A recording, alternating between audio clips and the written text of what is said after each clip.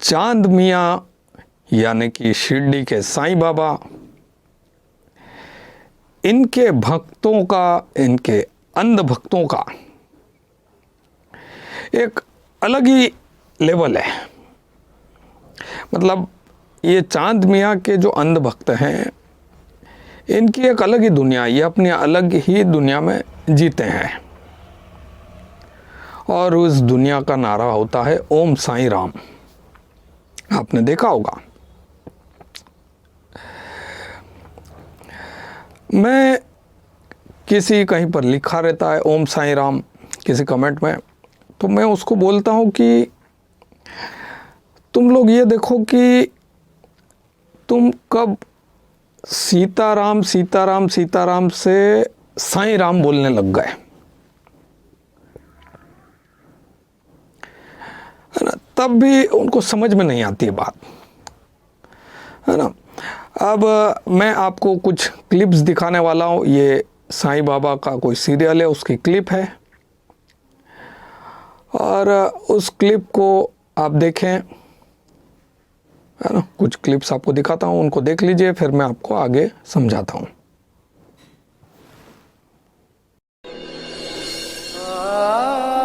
अगर इंसान किसी काम को करने की ठान ले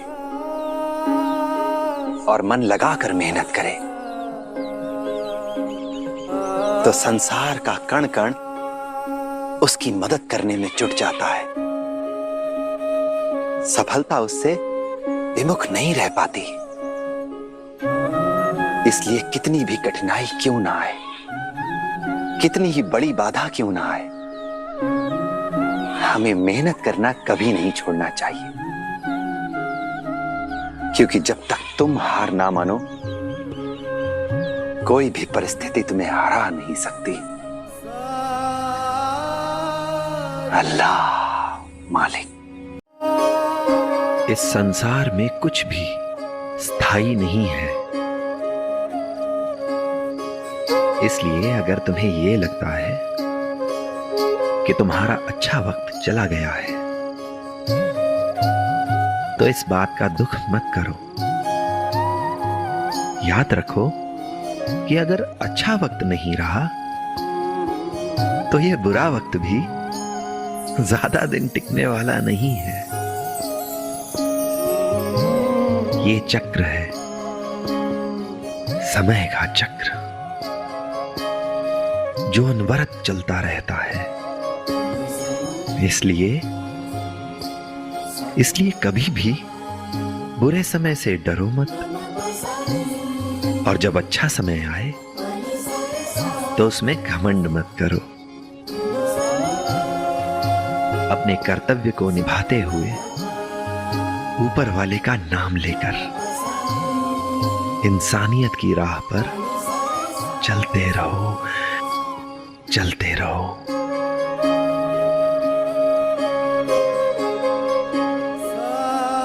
अल्लाह मालिक।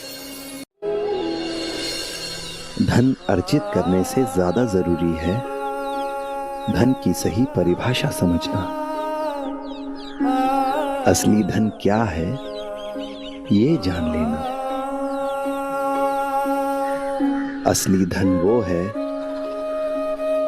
जो इंसान के पास से सारी जमा पूंजी, सारा धन संपत्ति, जमीन जायदाद सब चले जाने के बाद भी व्यक्ति के मन को शांति दे दे। अपने जीवन के इस असली धन को पहचानो।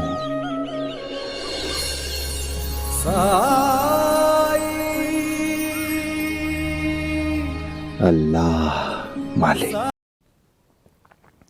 तो आपने देखा कि किस तरह चांद मियाँ अल्लाह मालिक बोलता है ना। वो अल्लाह मालिक बोल रहा है, और उसके जितने भी हिंदू अंध भक्त हैं वो ओम साईं राम बोल रहे हैं।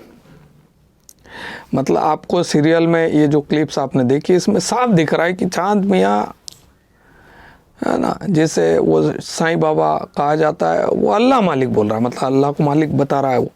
अल्लाह को मालिक कौन बता सकता है भाई? सिर्फ मुसलमान ही बता सकता है। और ऐसे व्यक्ति को, उस मुसलमान को हिंदुओं ने भगवान बना दिया है। मतलब भगवान ही बना दिया, भगवान का अवतार भी नहीं, सॉरी भगवान का दूत भी नहीं, भगवान का अवतार ही बना दिया है, भगवान बना दिया है। भगवान बना के मंदिरों में भी बिठा दिया है ना। आप सोचिए कि इस समाज की क्या हालत है। अब ये साईं कैसे पॉपुलर हुआ ये आप सभी को मालूम है कि वो अमर अकबर एंथोनी में गाना आया था, शिरडी वाले साईं बाबा। और फिर वो आपको कई लोग ये भी कहते दिखते हैं कि पर्चे बटे थे पहले, है ना, वो कि लोग रात में क्या करते थे कि पर्चे बांट आते थे। और वो पर्चों पर क्या लिखा होता था कि अगर इस पर्चे को आप इतने लोगों को बांटो नहीं तो आपका बुरा होगा। और जिन जिन लोगों ने पर्चे बांटे उनका फला बीमारियां ठीक हो गई, उनके पास इतना पैसा आ गया, गरीबी दूर हो गई, कर्ज मुक्त हो गए। और जिन्होंने नहीं बांटा उनका ऐसा ऐसा नुकसान हुआ। तो पर्चे पे लिखा रहता था और वो ऐसे चेन चल पड़ी थी, है ना। तो वो चेन में क्या है कि अब पहले बहुत वाकई में आर्थिक हालत लोगों की बहुत ख़राब होती थी, है ना। ये 1990 से 2000 के बीच की बात मैं बता रहा हूँ, है ना। तो उस दौर में वाकई में आर्थिक हालत लोगों की अच्छी नहीं होती थी। तो लोग क्या कि फंस जाते थे, भोले भाले होते थे वो। तो वो डर भी जाते थे कि यार हमारा नुकसान ना हो पहले ही। तो एक तो हम आर्थिक रूप से बहुत बुरी हालत में, और वाकई में बहुत दौर ऐसा था कि आर्थिक हालत लोगों की ज़्यादा अच्छी नहीं थी। तो लोग कुछ अच्छा पाने के उसमें, और वो कुछ भी मतलब उनको जो भी आप ताबीज़ पहना दो, और कोई भी बाबा आता ताबीज़ बांटता रहता बाज़ारों में, तो लोग ताबीज़ पहनने लग जाते थे। और है ना, वो कुछ भी सारे काम वो चलते थे उस दौर में, ठीक है। तो उस दौर में वो साईं का प्रचलन भी बहुत हुआ। और साईं को, और फिर वो एक मुझे माफ़ करना ओम साईं राम, वो भी एक गाना उसने, और साईं को मतलब मंदिरों में बिठाने का काम तब हो गया हो, ठीक है। तो ये सन 2000 के आसपास की बात है। और फिर साईं के मंदिर भी बन गए। मतलब आप सोचो कि एक मुसलमान है, उसको भगवान बना दिया गया, और फिर मंदिरों में बिठा दिया गया। और इवन जो लोग सीताराम बोलते थे वो नारा, मतलब वो है ना, वो बदल गई वो लाइन, वो साईं राम हो गई। अब सोचो ये कैसा प्रपंच होगा, और जिन लोगों ने प्रपंच रचा होगा वो कितने कितने शातिर होंगे, और कैसा सोचा होगा उन्होंने, ठीक है। तो अब इसमें एक गौर करने वाली बात यह है कि आप कई लोगों को एक क्लिप्स भी दिखा देंगे जो मैंने आपको दिखाई है कि वो अल्लाह मालिक बोल रहा है, मतलब साफ है वो मुसलमान है, तब भी वो जो अंध भक्त है साईं के, चांद मियाँ के, उनको समझ में नहीं आएगी, वो स्वीकार नहीं करेंगे, यार बोले बेकार है, छोड़ना इसको, हटा, है ना, वो गुस्सा हो जाते हैं। अब ये कल्ट माइंड कंट्रोल होता है बेसिकली।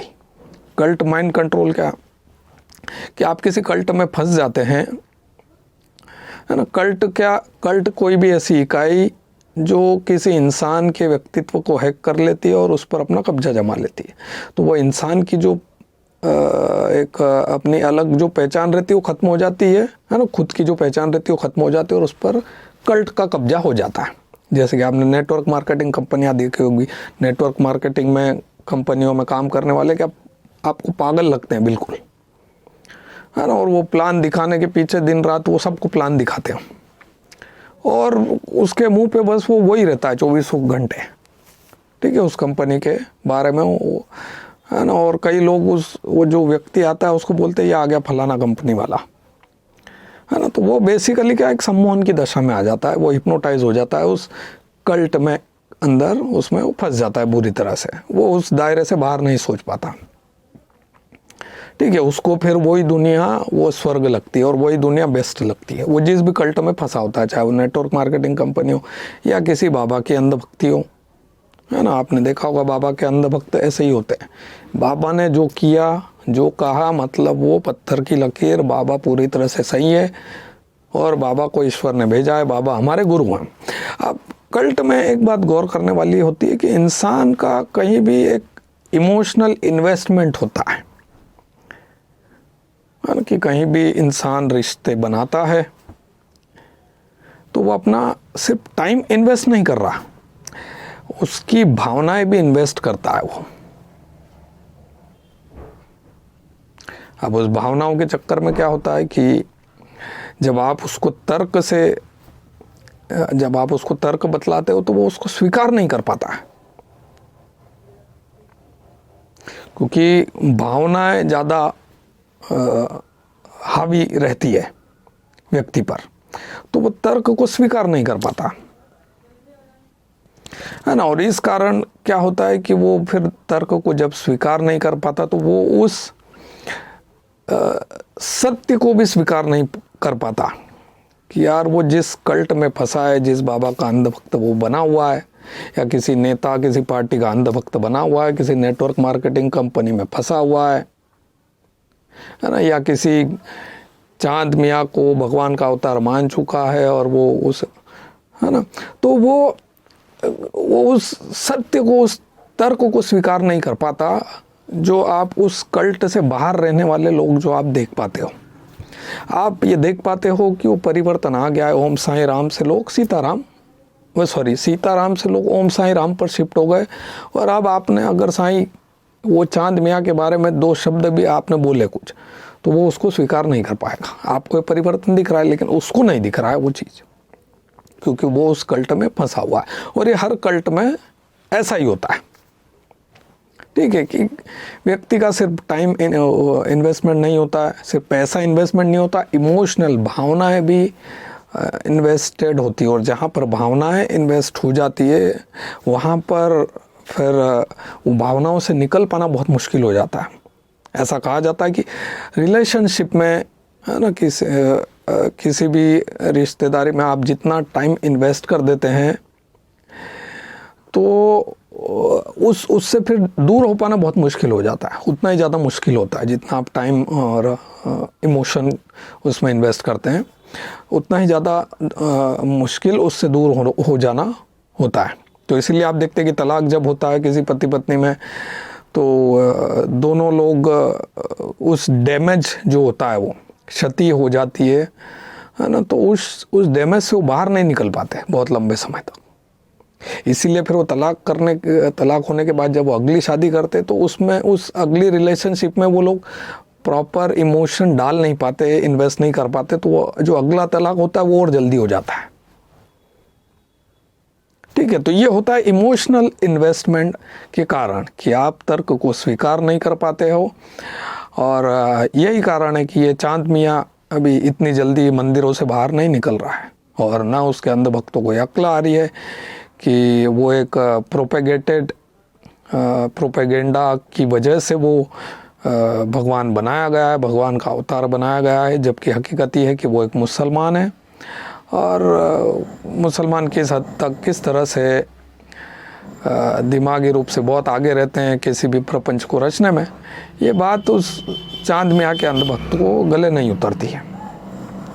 ठीक है, तो मैं फिर भी उम्मीद करता हूँ कि इस वीडियो को देखने के बाद कईयों को अक्ल आ जाएगी और वो ओम साईं राम से शिफ्ट होकर फिर से वो सीताराम बोलने लगेंगे, है ना भाई। राम के साथ तो सीता जुड़ी होती है, श्याम के साथ राधे जुड़ी होती है, ये है ना, राम के साथ साईं का क्या चक्कर है?